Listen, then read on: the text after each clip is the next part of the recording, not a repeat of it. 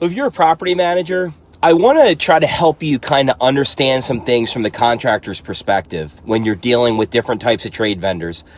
So I'm on a project right now that I just came out for a pre-con walkthrough for some parking lot maintenance work that has to be done. And when I got here, there was 7 contractors waiting to walk this job. Now, shame on me, because I should have done some more exploratory questions on the front end to find out how many contractors were coming. Under no means do we ever show up for anything like that. If there is more than 3 companies coming, we don't show up, and I'll tell you exactly why. There's no scope of work. So we're walking around this entire property, 7 different contractors, and there's no scope of work of what has to be done.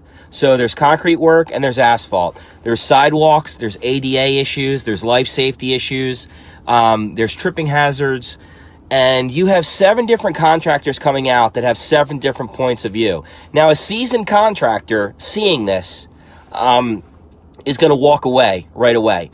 I could not, because it was a referral. But I did pleasantly excuse myself as politely as possible after we spent about 15 minutes walking around, because there just was no direction. It wasn't going in any direction.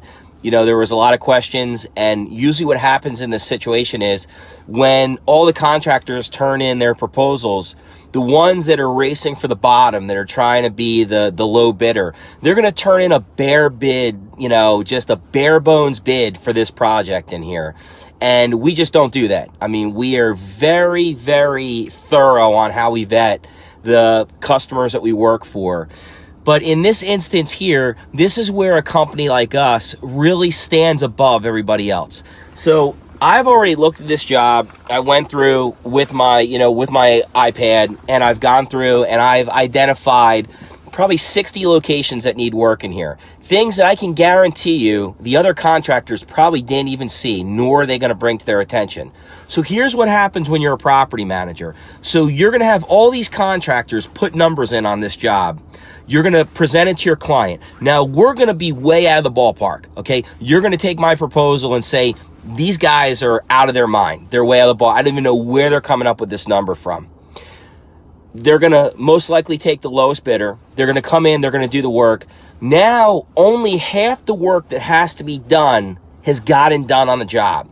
So now you have your client coming back at you, pointing fingers and saying, well, do me a favor, let me see that proposal of that guy that you said that was completely out of the ballpark.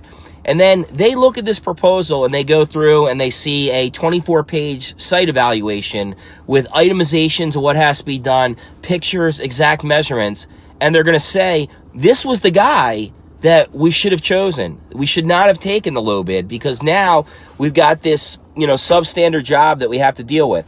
So if you're in this situation as a property manager and you're feeling frustrated because you're the intermediary, you're the third party, and you know you're getting yanked in 100 different directions, this is why it's important to align yourself with a quality contractor that has your best interest in mind. Now, I go into every job, I don't aim to be the low bid. Matter of fact, we are probably rarely, if ever, the low bid on the job.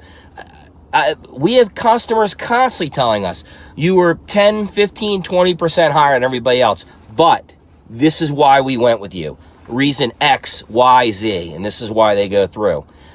So if you have a company that's just coming in, they're going to run a measuring wheel off this job, they're going to just sit there and they're going to aim to be the lowest cost possible.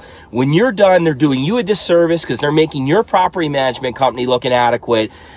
Your client is not going to be happy. So you have the chance of another property management firm edging their way in to try to take the account away from you, because they may be dealing with vendors like us where they have a relationship where we're more thorough.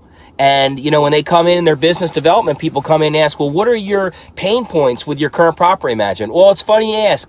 We just had a roofing job done. We just had parking lot work done, 2 of our largest capital expenditures. And here's everything that went wrong. And then if that business development representative from that other property management company is smart, they're going to just pounce on that in a second. And they're going to say, well, here's our companies and here's our vendors that we use, and this is the type of work they do.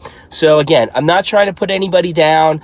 I'm not trying to come across as arrogant. I'm just trying to help you as a property manager understand what the contractor is going through in the field, especially when they're trying to help you. They're trying to align themselves to be your partner to help you the best as possible so you look good in front of your customer. Because in the end, that is what the contractor's job is. Our job is to make the property management company look good, to look competent to their client they're managing the property for. So that when that contract comes up for renewal in 2, 3, 4, 5 years, whatever it is, they don't start looking for another company. They know that they've got a great property management company that's managing the property, collecting the rent, paying the property taxes, and they're dealing with solid vendors that are coming in, and they're giving them a good scope of work. Thanks for watching.